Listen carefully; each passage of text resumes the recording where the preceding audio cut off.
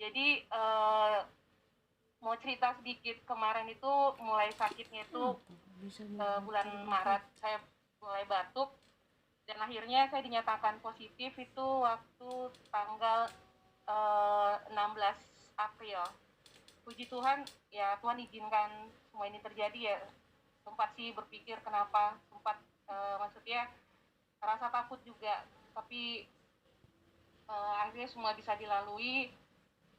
Ya sempat di hari kedua itu masa kritis, jadi waktu itu sempat udah rasa, ya saya pikir dulu itu udah akhir hidup lah, karena memang saya kemarin positif dengan banyak gejala, sesak napas, tenggorokannya sakit, dan paru-paru ada masalah, dan di hati virusnya menyerang di hati.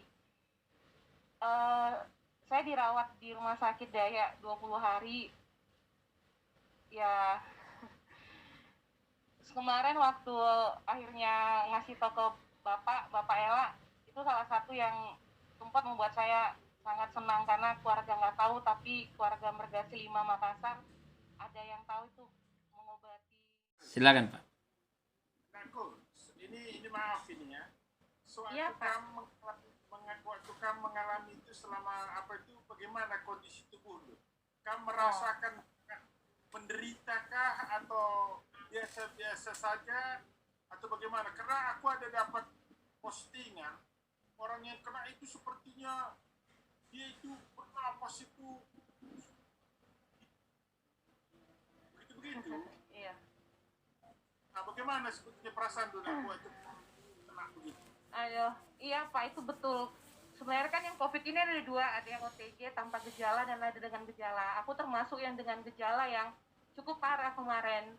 Ya kalau Bapak bilang napasnya satu, itu memang di hari kedua aku udah pikir itu memang udah akhir hidupnya aku, karena jadi sebelum dirawat itu kan aku memang udah batuk, paru-parunya ada infeksi. Jadi kalau batuk dada itu sakitnya itu bukan sakit biasa, jadi kayak di sakit sampai ke belakang, yang kalau batuk kayak ada nyerinya tuh parah banget di dada. Terus tenggorokan itu kayak dicekik, itu makanya napas pun nggak nyampe ke, maksudnya nggak nyampe ke mau bernafas pun nggak bisa.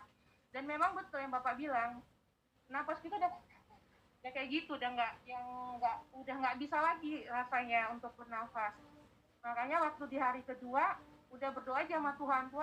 Cuma satu yang aku minta sama Tuhan, kalau memang Tuhan mau panggil jangan cara kayak gini, karena kan orang-orang COVID kalau meninggal itu langsung dikubur dalam 4 jam. Aku cuma bilang, Tuhan kasih kesempatan lah untuk aku masih bisa hidup, karena memang waktu di hari kedua itu ya kayak udah nggak ada harapan lagi. Tenggorokan itu sakitnya itu kayak gimana ya, kayak dicekik, sama bibir itu kering banget, dan itu hampir kayak mati rasa. Kita udah nggak bisa lidah pun udah nggak bisa ngerasain apapun. Setiap melihat makanan itu muntah, dan ya seperti itu sih. Dan kemarin kan aku demam juga, jadi lemas, dan memang udah kayak menderita, betul-betul menderita.